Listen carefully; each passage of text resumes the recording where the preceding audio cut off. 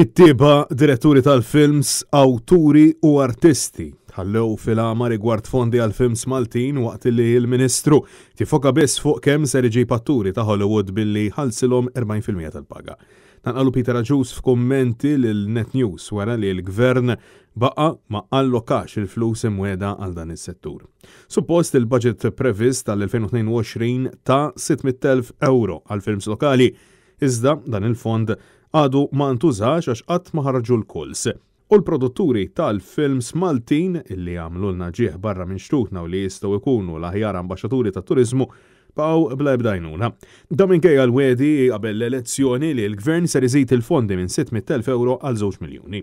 Minflok, il-Gvern żid biss il-fondi għal barranin li jiġi jagħmlu l-films hawn u ħalla kreattività tal-Maltin blajnuna. L-ironija kbira hija li l-prodott Malti il-produtturi tal-films Maltin bħalma kenna Simxar, Limestone Cowboy u oħrajn ħallejnihom bla finanzjament ta' xejn. Tantu hekk li ilhom sena u nofs dawn jistennew li tiftaħ application biex ikunu jistgħu jieħdu għajnuna biex jagħmlu l-produzzjonijiet tagħhom. Mela dal-Gvern huwa ġeneruż mal-barrani u jixxaħħaħ mal-Malti. Peter Aġus qar illi huwa tajjeb illi bħala pajjiż nattiraw l-investiment barrani, tajjeb ħafna wkoll illi nattiraw produzzjoni ta' films barranin fi xtutna, però dan irid isir pari passu waqt li investu fil-prodott Malti.